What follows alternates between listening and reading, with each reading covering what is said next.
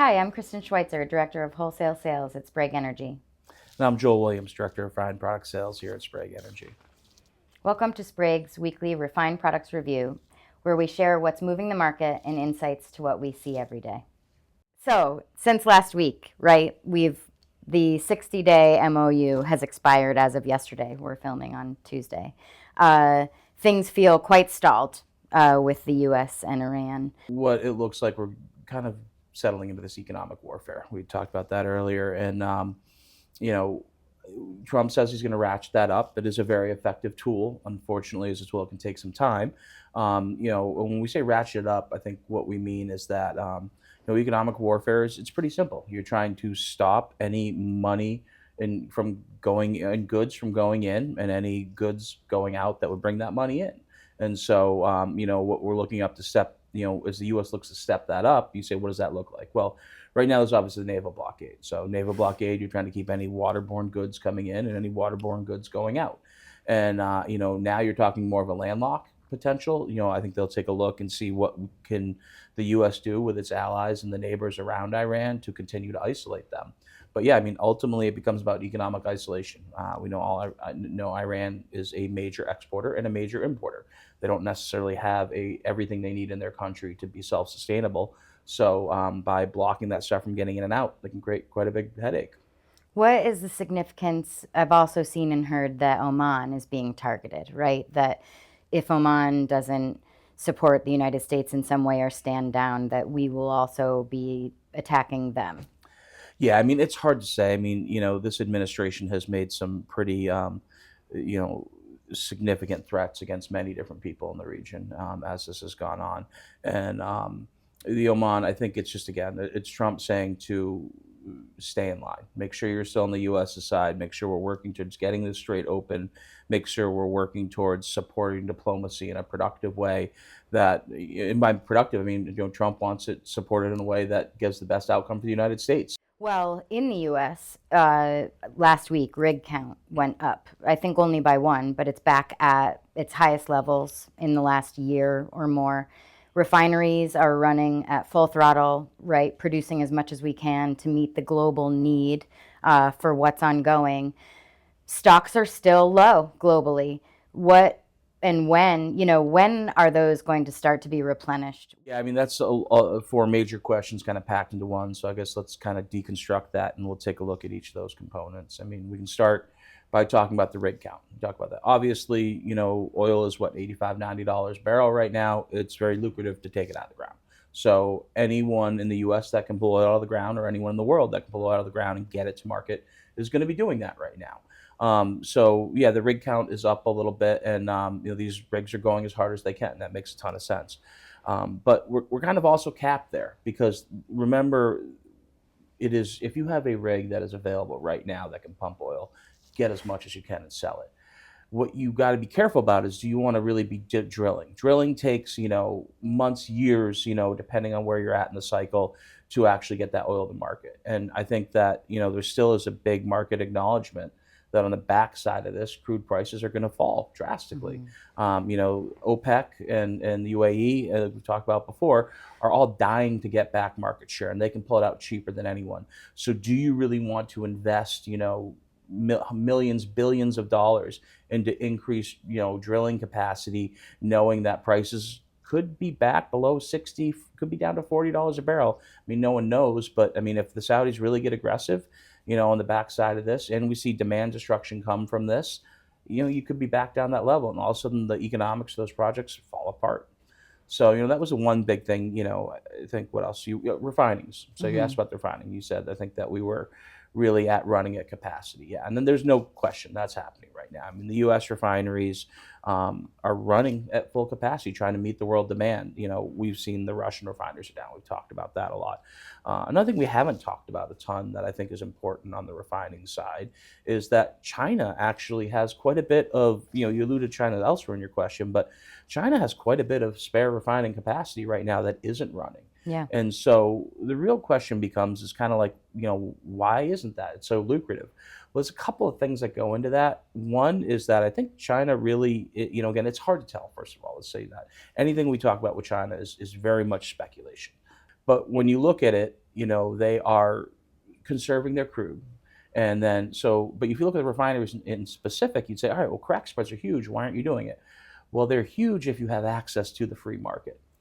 There are export quotas. You are export limitations in China. So it's not like the Chinese refineries can take all of their extra runs and sell it out to the free market. The government regulates that.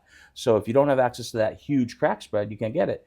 And then within the country, the crack spreads actually aren't that big because as the prices have gone up for oil, there's plenty of alternative electricity, a lot of electricity, alternative nuclear, everything else there in China that people are switching because it's cheaper for that. And on top of that, fuel prices are actually, regulated and capped within China.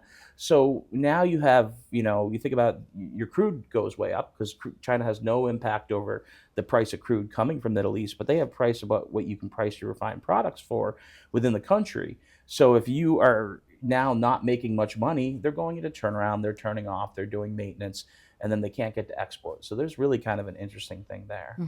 And then what other questions? I think there were some other ones you had baked into there. I'd also mentioned that inventory levels, right, globally are at historical lows.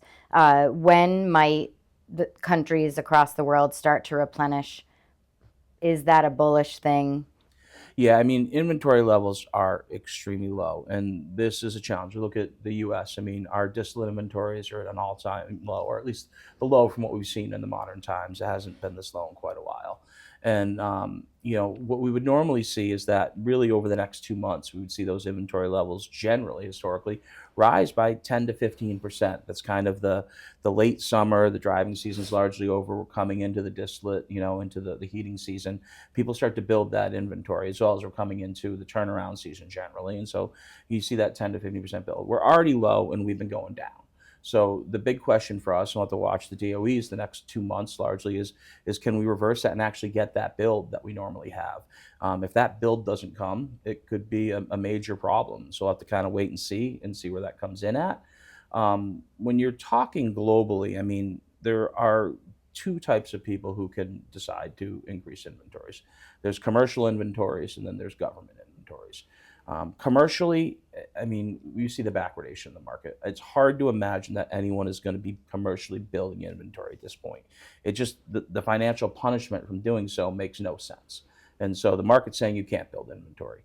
Now, the government is a different beast because governments can completely ignore market structure. They're spending other people's money and they don't, they're not held accountable by shareholders or stakeholders. They can go ahead and take a look at what's in the best interest. We saw this, after the Russia-Ukraine war, that regardless of price and regardless of the ridiculous backwardation, Europe was building oil stocks because there was that huge cutoff of the natural gas, and they knew they're going to have to switch over to oil. We haven't seen a lot of news yet, but it will be very interesting to see if some of these governments heading into winter, particularly in Europe, take a look and start, just bucking the trend and saying, I don't care what the cost. At the end of the day, keeping my country, fueled and powered is what needs to happen, and we need to spend this money. So we'll be keeping an eye to see where that happens, but it is a very good question to see whether it's going to happen or not. Last week we spent time with customers and the feedback was varied. Some have gone out with programs, others have not. Some went and then halted them. But there's great concern for the affordability of energy right now for homeowners and for the consumer across all products. And right, some were even already starting to talk about AR, spiking and credit limit concern. It does seem and feel, with all that you've covered here, that this, at least possibly until November midterms, is a bullish feeling. Yeah, I mean, there's again a lot to unpack there, and I think we can take it, looking at component by component. Gas, obviously, is one of the things that is one of the, gasoline is very impactful to the consumer, just because it actually comes out of our pocket, goes into our vehicle. We both drive trucks. We know you feel it every time you go to the pump. It hurts. But beyond that, obviously, there's underlying a lot of other risks in there. The prices are up. That drives down your consumer confidence. But beyond that, you look at the price of diesel. The price of diesel right now is astronomically high. It's the highest we've seen it in quite a while. And it's not just the crude. I mean, you look at it, the last time diesel prices, the average, price of diesel right now is like 150 something dollars a barrel. The last time that we saw that, crude was at like $110 a barrel. Crude's only at 85, 90 a barrel. So again, that's that refining thing we talk about, that huge crack spread that's kind of bumping it up there. But with diesel, diesel moves our economy. It becomes a major issue that when, your food costs, your farming costs, everything goes up with diesel. And so that's a challenge. And part of that is that's going to create inflation. And then your other point about AR, I mean, that's huge, but that's also a thing. I mean, you think right now, from what we've heard from our customers, a lot of people are coming in, homeowners are coming in empty. You think in the average home heating oil tank size is like 275 gallons. There are a lot of people that, when you look at where oil prices are right now, we're going to be at $5 to the consumer very soon if we're not already there. We're already in the high $4 right now. So when that consumer takes that first 200-gallon delivery because they're completely empty, and that's at almost $5 a gallon, and you send out that first $1,000 bill, I mean, any one of us knows that you get right now, $1,000 invoice comes into your home. That's a substantial thing. And then that comes in October. You're just starting the heating season. You're like, whoa, what am I in for? How many more of these are coming? So yeah, there's a lot of challenges coming up. It's gonna, ARs are gonna, collecting is gonna be tough for a lot of our customers. The low income heating oil assistance program is going to become extremely important. How much is funded that? How quickly does that get burned through? $1,000 a tank. Again, hopefully there's enough funding there. But yeah, there's a lot of concerns, I think, on our side that, with heating prices this high, it's not a great thing. And it's not great for our industry. I mean, quite honestly, we all know, we're battling against other heat sources. And, we've had price on our side for a little bit here. And when we start to lose price on our side, it makes the argument even more difficult. So yeah, a lot to be concerned about on our side from that. Well, and we would just encourage our customers to keep this communication going, right, between Sprague. We've been really emphasizing supply planning and forward contracting and working with Sprague in those fronts. But I would also say on the spot basis, there are days and moments and dips where the volatility goes down. We've been up for the last 10 days, so it doesn't feel that way right now, but we see it, and it could happen in the next 5 minutes. But using the tools on Sprague real time, placing bids, setting yourself with an alert so that you're aware when the market makes a big down move, and certainly, capturing that opportunity would help everyone, I think, on that front. Yeah, absolutely. I mean, as I always said, go back to back, keep your eye on the market all the time, listen to what's going on. I mean, it's all just very important. These things can move so quickly. News bites can move it. It can change in an instant. So we got to keep our eyes on the prize here and work together. Credit lines are going to be a challenge. Supply is going to be a challenge. It's going to be a myriad of challenges. But these are all things that we've seen before. It's a lot of it at once. We'll see how long prolonged this is. Right now, there's no one in sight. We're sort of sitting in limbo. But, there's a lot to be told the next couple months. And then obviously once the heating oil trucks start running is when things really are going to get, are going to get interesting and really be able to tell us what's happening here. But again, open, honest communication. We're going to continue to tell you guys what we're seeing and what we think that you should be aware of. And we'd appreciate the feedback from you as well. You have questions you want us to answer in future ones of these, please let us know. Or reach out to us and we can talk to you personally about this. But there's a lot going on here, a lot to unpack. So but that is the bright side, right? We're in front of it. We're here for this. We will keep everyone informed, and we've been doing it a long time, so we'll get through it. That's right. As an industry and as a company, and we'll find a way through all of this. So, but again, it's about communication and about having a plan. So, let us know. We'll help you develop that. You communicate with us, and we'll help you develop the plan. If you haven't seen it yet, please check out our most recent special feature, which is a tour of our East Providence terminal. And definitely tune in again next week for the Sprague Refined Products Review. Refine your insight. Fuel your success.